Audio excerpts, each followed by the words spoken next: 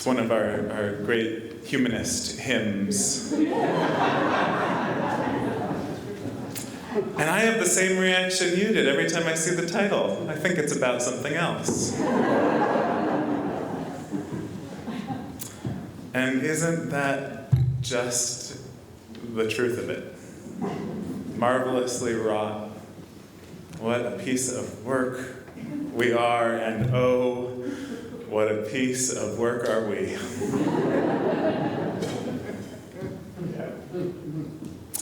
So that's what we're talking about today. I think we must be wired for these stories of light and dark.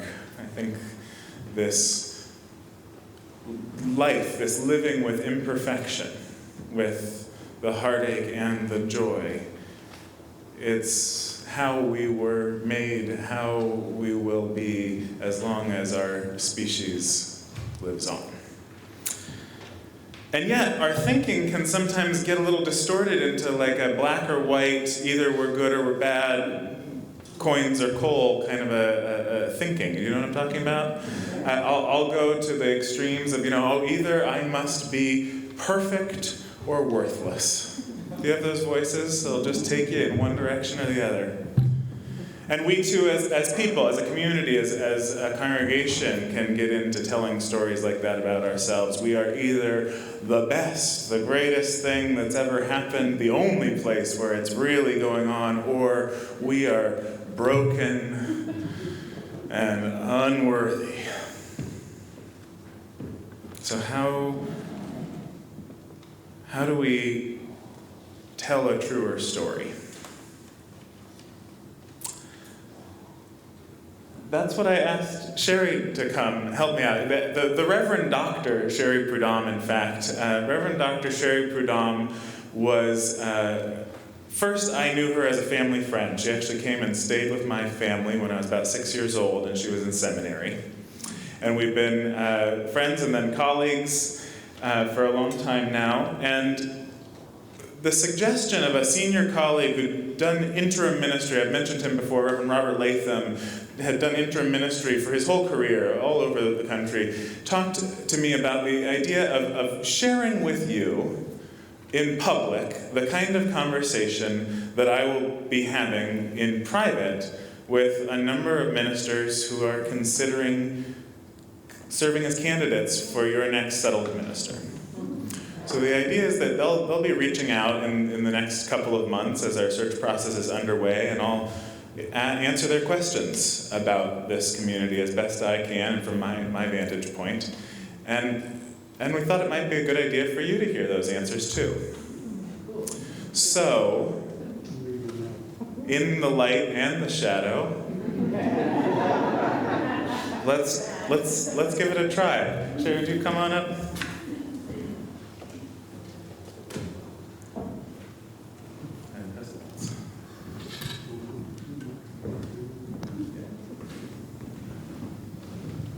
These are the actual chairs from my office, so I might be sitting in one of these having these conversations.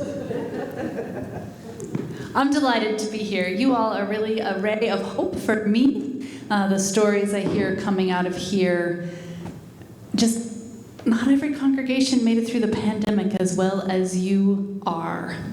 And it's just hopeful to me and others in the district, the energy that's here and the growth and the vitality.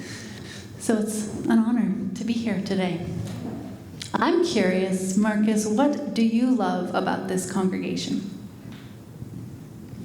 I hope every minister who talks to me asks that question first.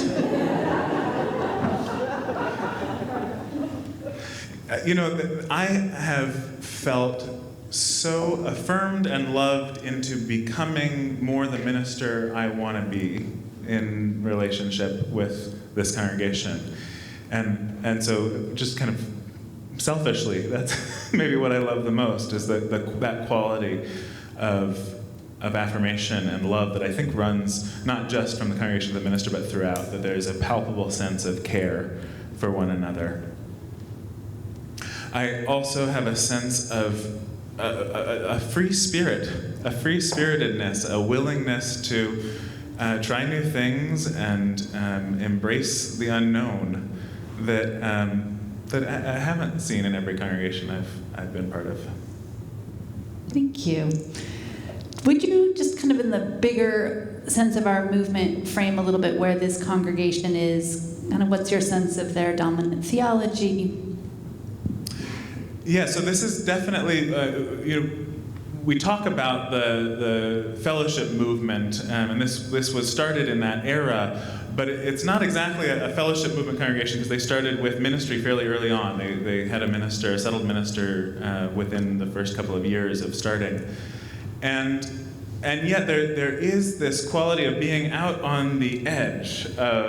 Here in Marin, in California, I think it's sometimes surprising, especially for folks who've had their whole experience of Unitarian Universalism in the Boston area, what it looks like out here, and it's different. And so it's low church. It's a fairly informal sanctuary. And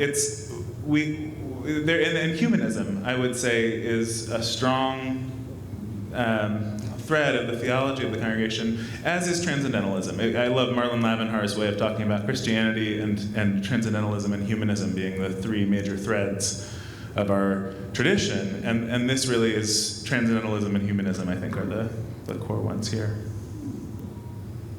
And I know you've been doing a developmental ministry with them, and a lot of work has gone into that. So I wondered if you could just talk a little bit about the different developmental goals and what's been happening. I think the first was to develop a clear and exciting sense of mission. What's happened with that? Yes, we focused on that for our first year together. Really was the primary of those developmental goals that we worked on to craft an actual, written new mission statement.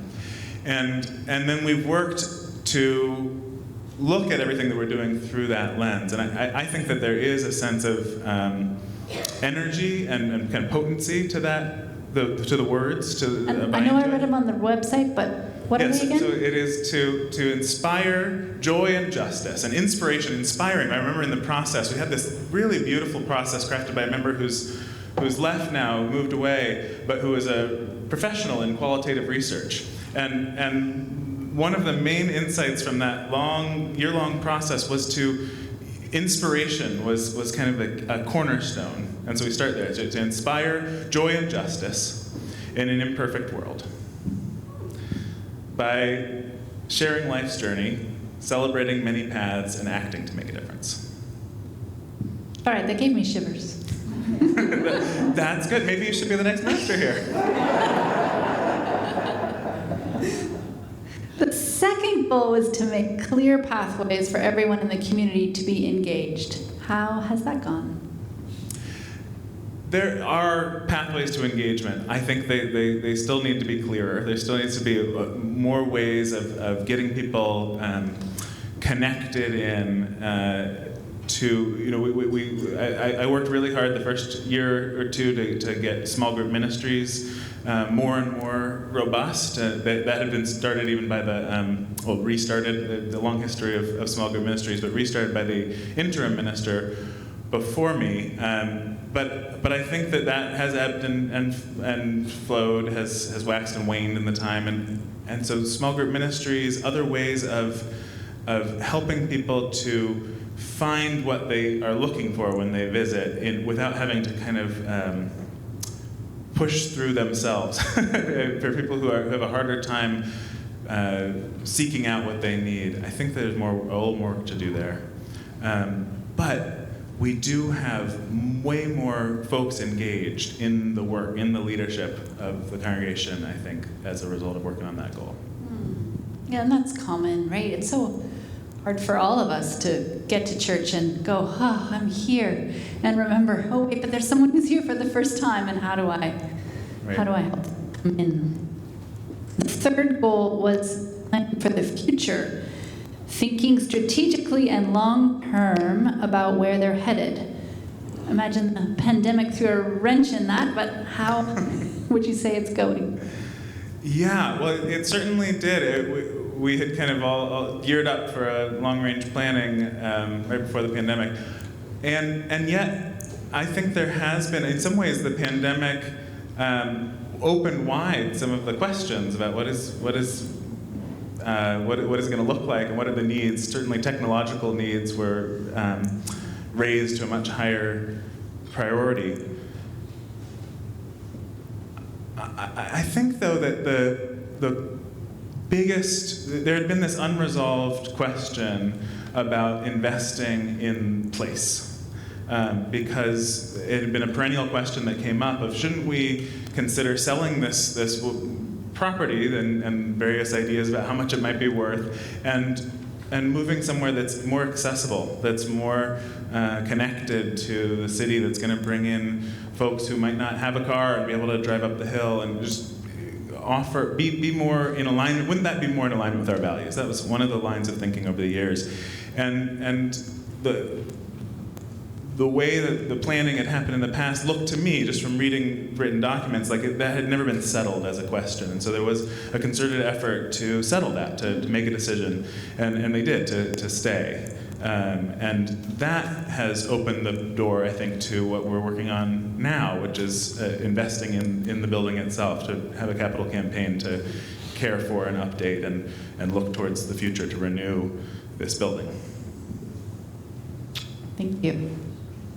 Connected to that, the fourth goal was around financial health and planning. How is that looking? Great question.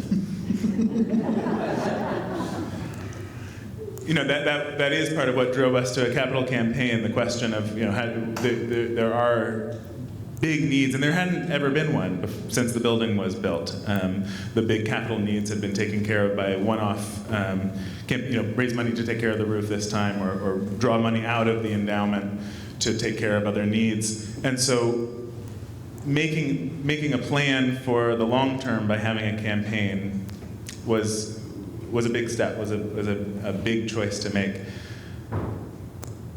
The other thing I'll say is that it's been the entire 5 years that I've been here of untangling what has been a kind of a Gordian knot around how finances are handled. Just the basic kind of flow of procedures and who does what and who's involved at what level. And I expect that will continue to be, we've made some significant progress, and we're in the midst of a transition right now. We have a new bookkeeper who's seems like things are working really well, and we have positive energy on the finance committee, a lot of proactivity and desire to make things clear, clean, non-anxious, and yet knowing that this has been a tough spot for generations in some ways at the church, I imagine it's going to be an issue that the next minister will also deal with. Oh, it's real. Yeah. The fifth goal was about the narrative of congregation, kind of working on the story the congregation tells about themselves, about who they are and what's happened here. They wanted to be equipped to live into a future of the new, bold, covenantal shared ministry. Did that happen? It really has, I think. When I first read the developmental goals, that one seemed like, oh wow, who came up with these developmental goals? They're naming something really, really essential, really deep here. And I don't know how exactly you do that, but I think through the conversations we've had over 5 years, the conversation about the history, the conversation about ministry and what it is, there is, for me, a palpable sense of partnership between lay leadership and minister, that we can have strong leadership from both sides. Which again is something I haven't found in every congregation I've been part of, and I'm sure that will be tested in this transition. There will be and this will be an opportunity for some of the questions about can we trust the minister to act appropriately in their role, which I think is some of what led to having a developmental ministry and what led to this goal in particular. I think that question will of course resurface with the new minister. Yeah, it's so smart to do a whole developmental ministry and not just try and do that in an interim. Yeah. Yeah. that kind of leads to my next question was, there have been some challenges in ministries here in the past, and do you have a sense that there's ghosts of that still lingering? Well, I wouldn't think of it as ghosts lingering. I think that there are there's plenty more stories to talk about and discuss. There's ways to understand what served the congregation about having ministers who weren't available for pastoral care, for instance. That was one of the things I noticed. So I think that there's still conversations to be had about that, but none of it feels like it's at the forefront to me at this point.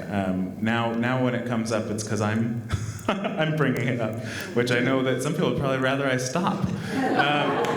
One of the things that they decided to do while I was here that I think was an appropriate step and was challenging, was had some conflict to it, was to take down the pictures of the many ministers who had ever served the congregation that lined the hallway, and to make instead a book that had a little bit more, with those same pictures, but with stories that went along and a little more context for understanding all the many ministries of the past here. And so I think that book will certainly be a resource, both to the new minister, but especially to new members. I will sometimes pull it out while orienting people to the congregation. I tried to get that to happen in a church I once served. Congratulations, y'all. That's a big step. You've spoken some about how they value ministry here and the partnership. But if there's anything else you want to say to that, but I'd be more curious what you think they're looking for in their next minister, and any of your thoughts about what they need. Yeah, well, I'll say just about the valuing of ministry. I think there is a tremendous increase in the value placed on the professional ministry. When I was first in dialogue with them, they were searching for a 3/4 time developmental minister, and were generous enough to raise the salary and make it full time so that it could work for me.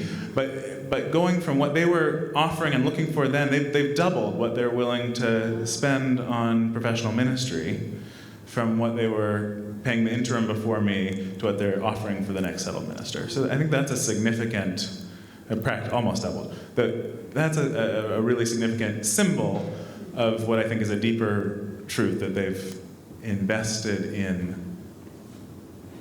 ministry. They've seen a different kind of valuation on it. Yeah, and it sounds like actually kind of both ways, like the congregation's own commitment into the pieces of the ministry that they're doing, yeah, and the valuing of the professional minister in partnership. Exactly. That's really right. Cool. And I think that all does go back to that sense of mission too. Like, this matters. What we're doing here matters. But you asked about what they need in their next minister, what they're looking for, and if there's anything I think that they might need. I do think that there is a need. This is a pastoral-sized congregation, as we say. It is a congregation that needs somebody who is a pastor, who's going to see and connect with everyone in the community. And so I know that that's a chief need. They may be looking for someone who's a little bit more administratively oriented, organized than I am. I don't know. That sometimes congregations are looking for something that was missing in the last minister. But the thing I'd be more worried that they might look for is to try and get somebody in just like me. I think it's been a really strong ministry together. It's worked really well. And I know that sometimes there's that impulse to try and find, okay, well, we just need another young minister with a kid. And I could just imagine that being really disappointing, because of course it won't be me. Yeah. And I guess that's one of the things I would want to say to them, is that there will be room to love and have maybe even a more profound relationship with someone else, even as we leave and grieve what we've had together. Mm-hmm. Just breathing on that one for a second. Yeah. And some of the qualities, how do you tease apart that? There are qualities around good boundaries and lots of love that those are things that you probably want to keep moving forward with, but how that shows up can be so many different ways. Right, exactly. Yeah. I know that navigating power dynamics can be challenging in any UU congregation, and just curious, like, is there a sense still that is there a sense that people operate like by trying to take power outside of the formal roles and responsibilities? Are there any counterproductive power dynamics? I think that there's a lot of help there. I think that there's a strong group of lay leaders who are very invested and who are able to have hard conversations and conversations about hard dynamics, challenging, tricky people and personalities. And is it somebody, if someone's going kind of angling for the wrong role for them, I think that it sometimes has felt to me in congregational life like that was then all on the minister's shoulders to kind of try and figure out how to navigate that, and it doesn't feel that way to me at this. Nice. Yeah. And I also think there's been a lot of work on governance, on how to, clarity about what exactly it is that is the board's role versus the minister and staff and volunteers' role, and how do you tease that apart. There's still more to do to kind of live into what we've put on paper, and figuring out how the next minister wants to operate around that. I think it's probably a good thing to not have it maybe too settled, but I think there has been a lot of good thinking done, and people who are ready to be in partnership with the new minister around it. Great. And maybe we've already covered this, but your sense of the growing edges here? I think we have covered a lot of it. But I guess, so one thing I would love for them to have, they have an absolute incredible asset in their pianist, Milton Wall, who is treasured and beloved and just an absolute pleasure to work with. I mean, I could go on about all the staff. I'm not going to do that, but I bring him up because I also know that there's a hunger and a longing for a wider range of musical expression and cultural expression as part of worship among some in the congregation. And I think that there's the possibility of that, of more, of keeping the beauty and foundation of what they have and expanding. And having more modes of musicality, more I've tried to bring in more art, especially in the last couple of years, and I think Milton's on board. I can't see him.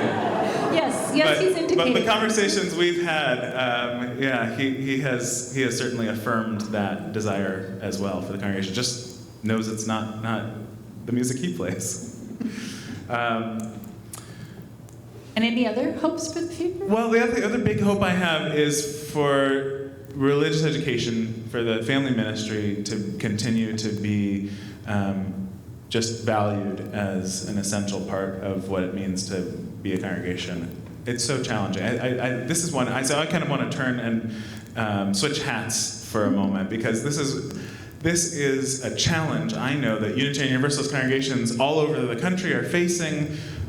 Beyond Unitarian Universalism, religion in general, how do you hand over what we have when family life is so maxed and stressed? And so as somebody who teaches religious education at Star King School for the Ministry and has consulted with many of our congregations, including, this is the last time you were here, was to consult with us as part of our startup with Reverend Lynn in her position.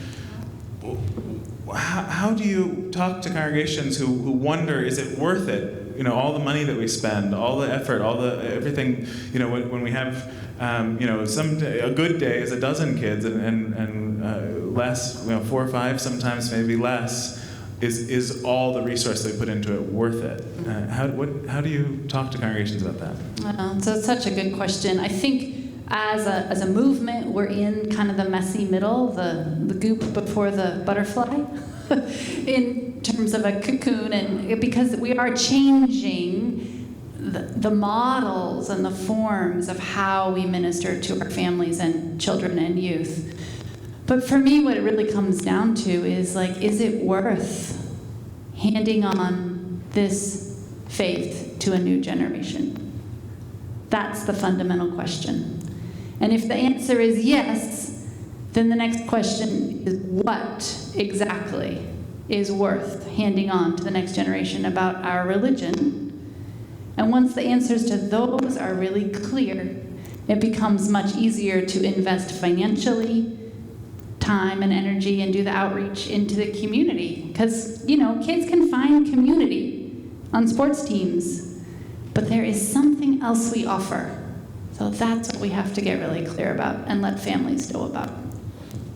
Yeah, thanks. That makes, when I think about it that way, I think, well, even for a dozen kids, that's worth it. Mm-hmm. And I guess there was a famous spiritual teacher who had a dozen folks following him, and that seemed to work out okay. All right. So we have to wrap up our conversation. I have to go to my next meeting. But what I want to end on is this question of when moments are when we're doing well, when we're in our high moments. I think it can be important to remember that those hard times will come again, that the hard times have been here and the hard times will come again. Would you tell the story you were sharing with me just recently about how to hold that together? Sure. Let me see if I can do this really succinctly. Had a student do his final presentation in my adult faith development class on a curriculum he's designing that's called Abolition is Infinite. He started with saying in 1800, no one in American society could imagine American society without slavery. Like, unimaginable. And yet there were these Unitarians who had very different opinions about how to end slavery. We had John Brown, right? Yeah, names. John Brown was supported by 6 Unitarian ministers, the Secret Six, right? Definitely not opposed to using violence to protect and free enslaved people. We had people like Aidan Ballou, who completely condemned violence to the point of removing himself from the federal society at all and creating an intentional community outside of and opposed to all violence. And Frederick Douglass was great friends with both of them, right? We had people who failed brilliantly. We had people advocating, Unitarians advocating for the continuation of slavery. We had Julia Ward Howe writing the Battle Hymn of the Republic, right? Realizing some years later, oh my gosh, no. That is not, oops. And seeing how she carried abolition forward into the women's suffrage movement and into the labor movement. So many ways forward, can't even see it's possible, and we failed miserably. And somehow, and then I was saying, I was Christmas tree shopping with my new partner, my former partner. I had divorced, and then she died soon thereafter from cancer, and I have a new partner. And if you know anything about blended families, holidays, it's a little bit rough, and so all of that. And there we were, getting a Christmas tree together at the tree lot, my 2 teenagers, my new partner, and me. If you had told me 2 years ago that that day would come, I don't think I would have believed you. So, it's good times, bad times, joy and woe, but we just keep on. Keep on being good enough people and good enough congregations. In the hardest moments of this congregation's history, I don't think they imagined that they would be doing a capital campaign and going into search, hopefully, and excited and united for their next settled minister. So may these high moments remind us that we are indeed good enough. May it be so. Amen.